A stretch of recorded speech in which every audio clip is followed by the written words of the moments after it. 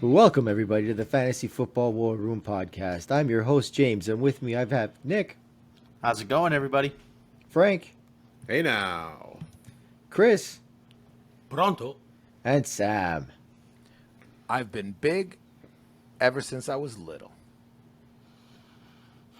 Every linebacker in the league. But no, it wasn't a linebacker, it was Oh. a lineman. And this lineman actually scored a touchdown in the Super Bowl. That's got to be the fridge. You got it, William the Refrigerator Perry. WrestleMania 2. It's always with wrestling. He was there. The Battle Royal.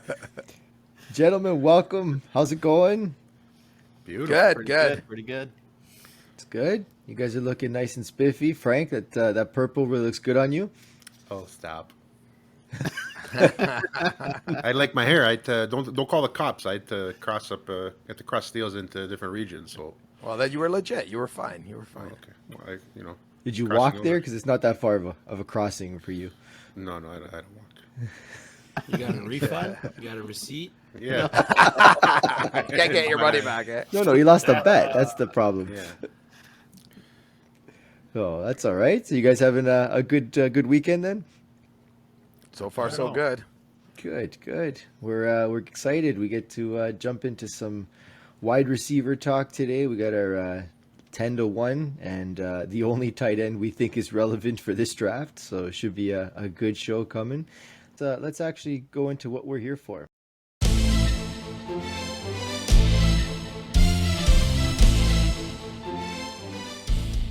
All right, let's get into the rookie wide receivers. At number 10, Tylan Wallace out of Oklahoma State, 6 foot, 190 pounds.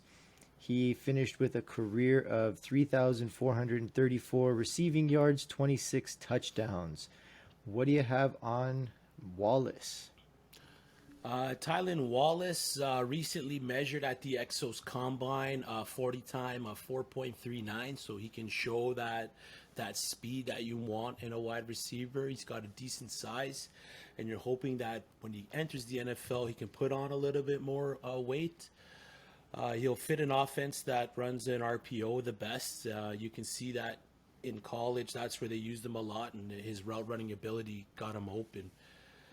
He'll have a steady floor as a fantasy producer for years to come. He does have durability issues as he did tear his ACL and he had an ankle injury in this year. So he's poised to be a high-end wide receiver 3 who could turn into a mid-end wide receiver 2 given the right opportunity.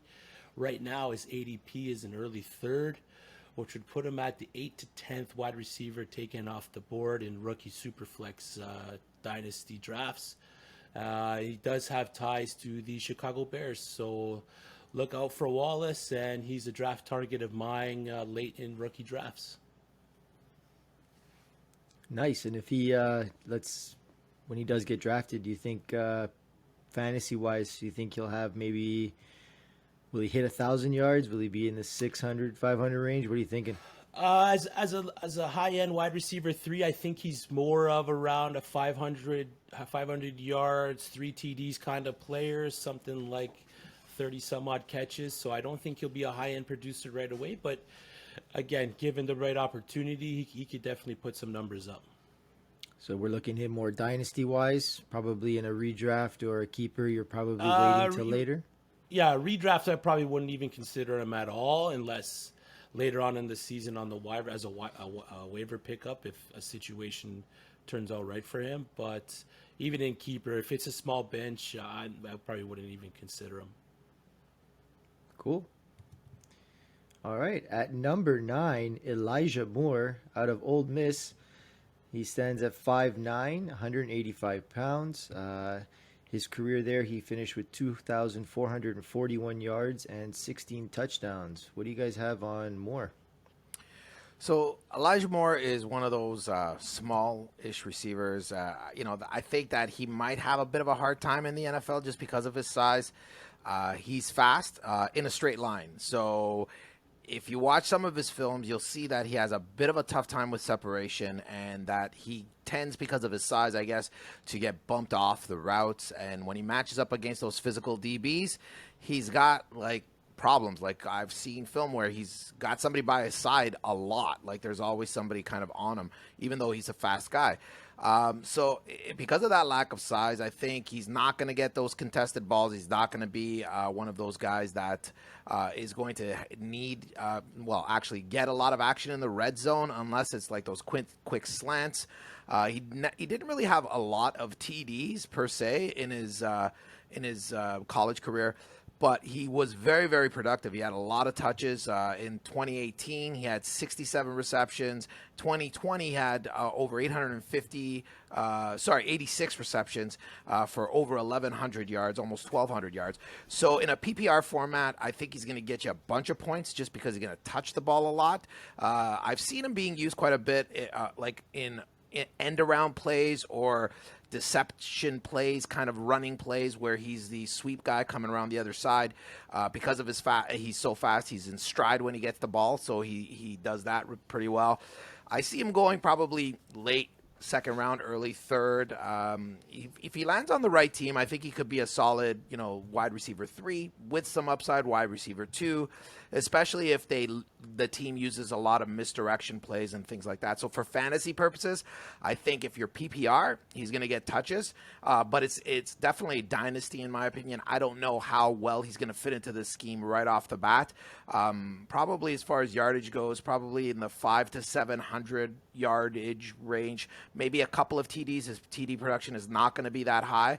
So flex in most leagues, probably a low end wide receiver 3, I think is probably where I see him going, especially when he comes into the league. Once he finds his footing, he could develop into a nice little flex player, or like I said, a wide receiver 2 on a deep bench. All right, I like that. Yeah, answered pretty much most of my questions there too. Number 8, Demi Brown, 6'1", 185 pounds, coming out of North Carolina. In his career there, he finished with 2,306 yards, 21 touchdowns. What do you guys have on Brown? First, James, you got to put some respect on his name. It's Dyami Brown. Okay, put some respect on his name. Dyami is someone who has been on my fantasy radar at the start of the last college football season, but especially after his first 1,000-yard season as a sophomore, I drafted him in most Devy leagues that I was able to, and I was happy I was able to get him at that late round value, because after this year, his second 1,000-yard season, it just absolutely skyrocketed. I personally have him ranked as a top wide receiver coming into the year. He could easily end up as a top 3 fantasy producing wide receiver. It's gonna be a steal where you're gonna get him. His ADP right now sits to late 3rd in dynasty rookie superflex drafts. So that gets him around the 10 to 12th wide receiver taken off the board, and that's just absolute steal. Coming in at 6'1", 200 pounds, if he can get up to that 210, 215 without losing some of that speed, he's going to be a dynamic player in the NFL. To me, from everything that I've seen on tape and everything else, his comparison right now is Tyler Boyd, which isn't too bad of a comparison. Tyler Boyd's a baller in the NFL right now, especially with the healthy quarterback. He's shown that he could produce. I got him as a low-end wide receiver 2 with the potential to be a fantasy asset if he ends up on a great team. Coming in, some of these guys, it's tough to predict their yardage just because we don't know where they're going to play. But he's probably going to be one of these guys that's going to end up on one of these teams in a good situation.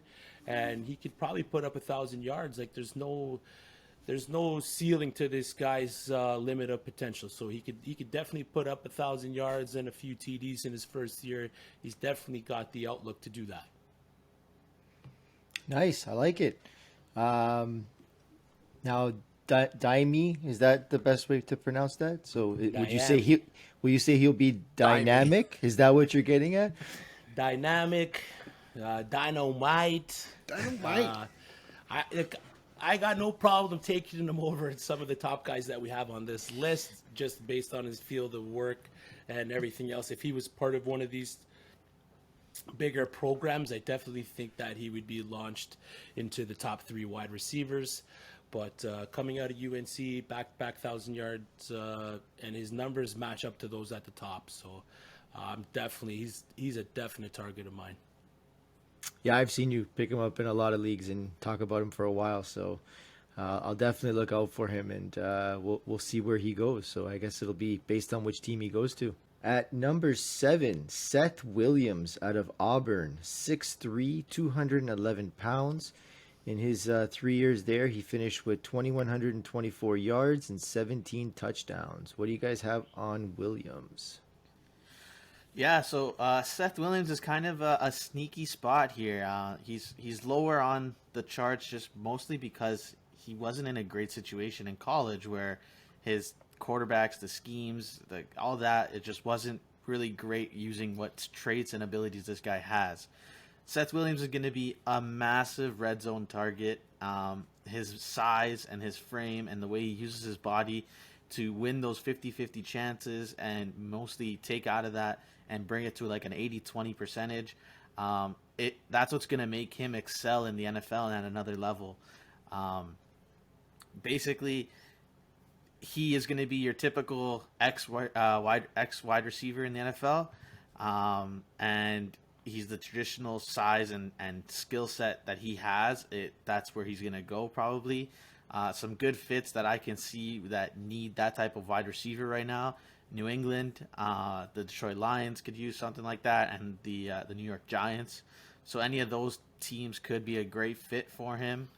And some player comparisons that I have for him. He looks like he's an Allen Robinson type of player. He's large, physical.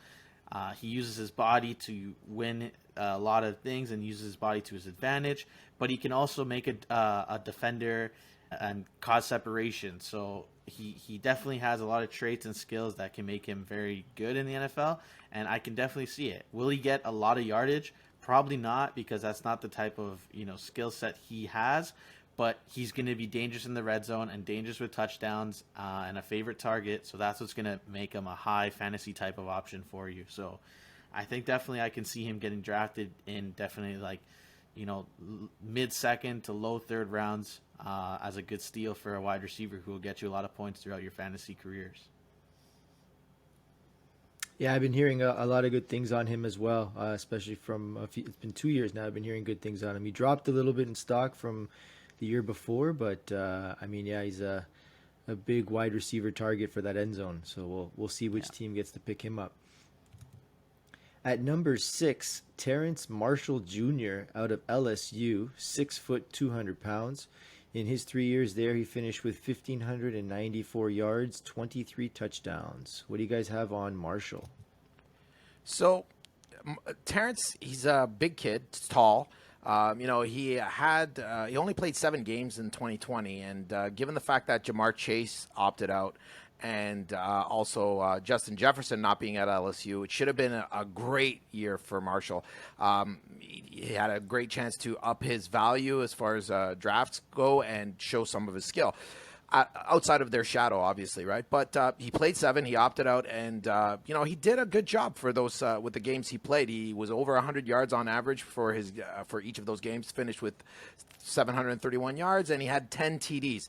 So it bodes well for him. Like, he didn't have a crazy breakout year, but he did show what he can do. I think the thing is he's a little light for his height. Like, he's only about 200 pounds. So he's capable of fitting in on like a lot of different schemes.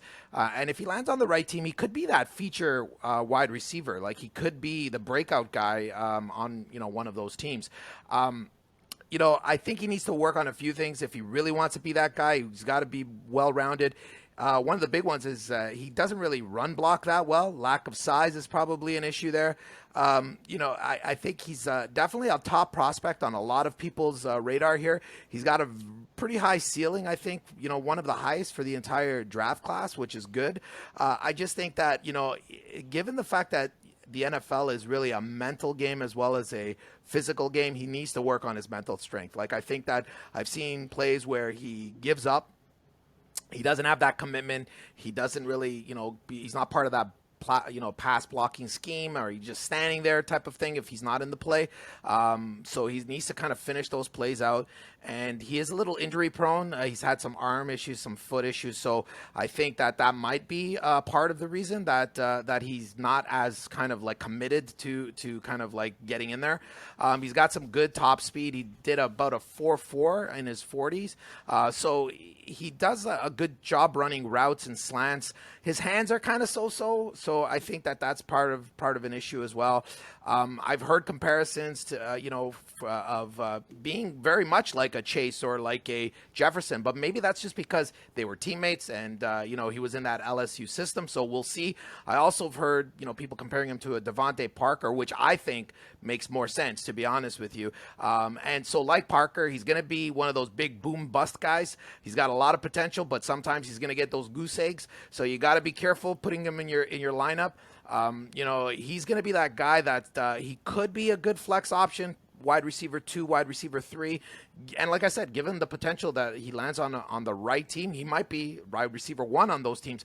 But for fantasy, you got to be careful. This is the kind of guy, in my opinion, that will drive managers crazy, because if you don't manage him properly, he's going to be the guy that is going to be the reason that you win the game because he goes off, or you lose the game because he's supposed to go off and he gets a goose egg. So you got to be a little bit careful on that. Like I said, I think he could be a really good add to a deep bench, but he's got to come into his own in the NFL and see if he's got that durability.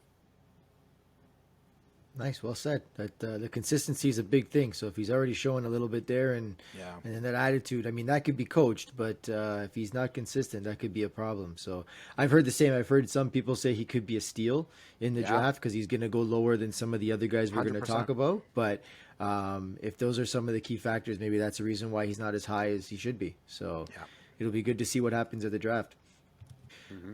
But yeah. Well, that's our show. I hope that's enough information for you guys for these upcoming drafts. Again, once they are drafted, we will go through these things again just to see if we're close on what we say, or if we change our priority of where these people are going to land or how they're going to do in fantasy. But please follow us on Instagram at the Fantasy Football War Room. But thanks for listening and have a good night. Peace. Sam, can you name me a tight end that won't get caught in the open field? That's true. That's my point, right? They're not built that way, but he's pretty good. Have a good night. Take care.